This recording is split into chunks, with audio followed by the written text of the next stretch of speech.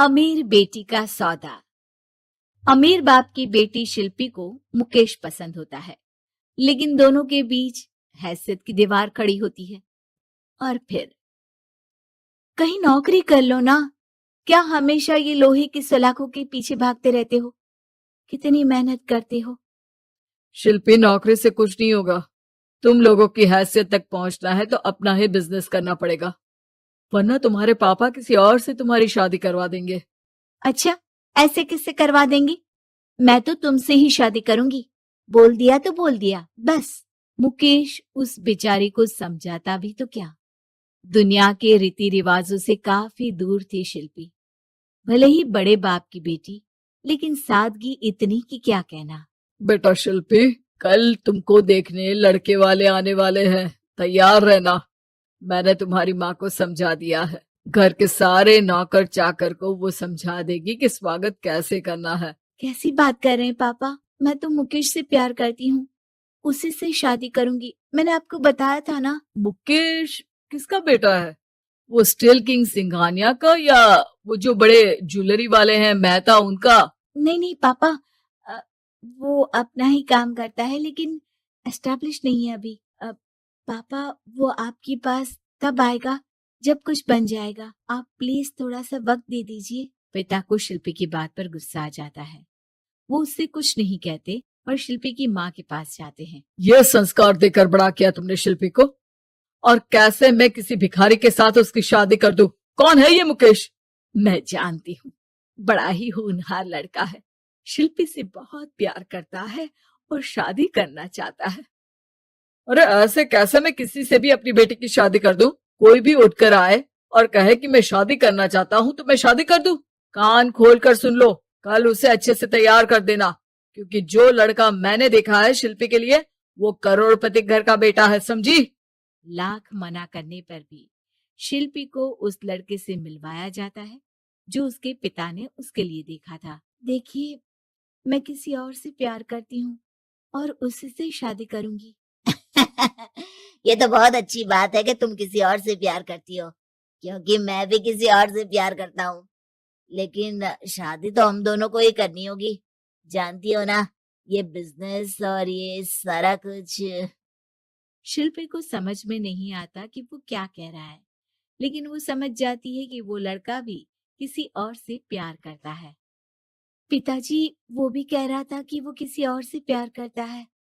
हाँ तो करने दो ना, हमने तो नहीं रोका। तुम अपना देखो, शादी के लिए हाँ कर गया है वो। लेकिन क्यों? अरे वो और मैं दोनों ही एक दूसरे से प्यार नहीं करते, फिर शादी क्यों कर ले? पापा, एक बार सिर्फ मेरे कहने पर आप मुकेश से मिल ले। पिता शिल्पी के कहने पर फॉर्मेलिटी के लिए ही सही, लेकिन मुकेश को घर बुला लेते हैं। देखो, ज्यादा वक्त नहीं दे पाऊंगा। ये बताओ कि शादी के बाद कहाँ रखोगे उसे? 2 कमरे के मकान में?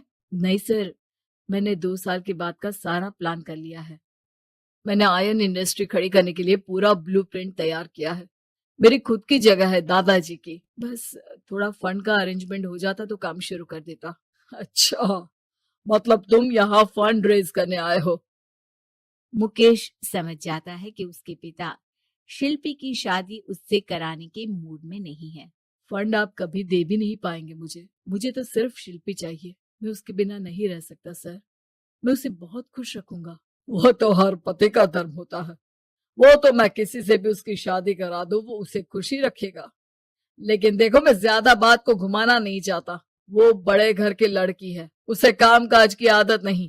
अभी वो समझ नहीं रही, लेकिन तुम तो समझो। मैं किसी भी हालत में शिल्पी की शादी तुमसे नहीं करवा सकता। मुकेश पिता से लाख मन्नतें करता है, लेकिन वो नहीं मानते।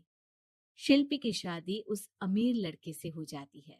शादी के बाद क्या हम लोग मेरी माँ के घर चले? मुझे उन लोगों की बहुत याद आ रही है। हाँ हाँ, जाओ जाओ। वैसे भी आज मैं अपनी गर्लफ्रेंड के साथ मसूरी जा रहा हूँ, तुम जा सकती हो। कैसी बात कर रहे हैं? अब हम लोगों की शादी हो गई है, आप कैसे किसी और लड़की के साथ जा सकते हैं? अरे मैंने तो तुम्हें शादी के पहले ही बता दिया था कि मेरी कुछ गर्लफ्रेंड्स है। अब प्लीज ये टिपिकल बीवी वाला रोना धोना शुरू मत कर देना। शिल्पी पिता के घर जाती है और माता पिता को सारी बात बता देती है। इतना गंदा इंसान निकलेगा, मैंने तो सोचा ही नहीं था। अरे क्यों कराई मेरी फूल जैसी बेटी की शादी ऐसे घर में। और तो क्या हो गया, शुरू शुरू में हर घर में ऐसा होता है, धीरे धीरे ठीक हो जाएगा। और वैसे भी उन लोगों के साथ हम लोगों की एक बड़ी डील फाइनल हुई है, समझी। उन लोगों से रिश्ता बनाकर रखो, तभी पैसों की बारिश होगी। पापा, अब समझ में आया कि आपने मेरे साथ ऐसा क्यों किया। मुकेश आपके सामने गिड़गिड़ा कर गया कि वो मुझे बहुत खुश रखेगा, लेकिन आपने मेरी शादी एक ऐसे लड़के से करा दी जो किसी और लड़की से प्यार करता है और शादी सिर्फ समझौते के लिए कर रहा है। पापा, मैं जा रही हूँ, लेकिन इस घर में कभी पैर भी नहीं रखूंगी। आपने मुझे सामान की तरह इस्तेमाल किया। माँ शिल्पी को बहुत रोकती है, लेकिन वो एक नहीं सुनती। कुछ समय बाद, शिल्पी, मुझे नहीं लग रहा कि अब हम दोनों के बीच ये शादी और रह पाएगी। मैं किसी और से शादी करना चाहता हूँ। वैसे तुम परेशान मत हो ना, तुम्हारे पापा के साथ हम लोगों की डील जो चल रही है ना, वो नहीं रुकेगी, क्योंकि तुम बहुत अच्छी लड़की हो। ठीक है, मैं जा रही हूँ, तलाक के पेपर में साइन करके। लेकिन एक शर्त है, मैं कहाँ गई ये बात मेरे पिता तक नहीं पहुंचनी चाहिए। शिल्पी घर छोड़कर चली जाती है। वो एक नौकरी करती है और अपना जीवन खुद संभालती है। लेकिन एक दिन, शिल्पी जी, आपसे मालिक मिलना चाहते हैं। अब मुझसे क्यों? शिल्पी मालिक के कमरे में जाती है, जहां सामने मुकेश होता है। अरे आप, आपको देखकर बहुत खुशी हुई, बहुत बड़े आदमी बन गए। थैंक्स, पर तुम्हें नौकरी करने की क्या जरूरत पड़ गई। मैंने तो सोचा भी नहीं था कि तुम मेरी शिल्पी होगी। तभी वहां शिल्पी के पिता आ जाते हैं। शिल्पी, तुम्हारे बारे में माँ से पता चला। घर चलो बेटा, मुझे माफ कर दो। मुकेश, मैं यहाँ अपनी कंपनी के काम के लिए आया हूँ। तुम्हारी कंपनी की डील अगर हमें नहीं मिली तो हम बर्बाद हो जाएंगे। वैसे अब तुम चाहो तो शिल्पी की शादी मैं तुमसे कराने को तैयार हूँ। बस करिए पापा, ये क्या सौदा लगा रखा है आपने। जिस कंपनी से आपकी डील हो, अपनी बेटी की शादी उसी के घर करा देते हैं। शिल्पी मुकेश से माफी मांगती है और वहां से जाने लगती है कि मुकेश उसे रोक लेता है। रुको शिल्पी, ये सब कुछ तुम्हारे लिए है। ये कंपनी, ये नाम सिर्फ तुमसे शादी करने के लिए ही खड़ा किया था। मैं आज भी तुमसे बहुत प्यार करता हूँ।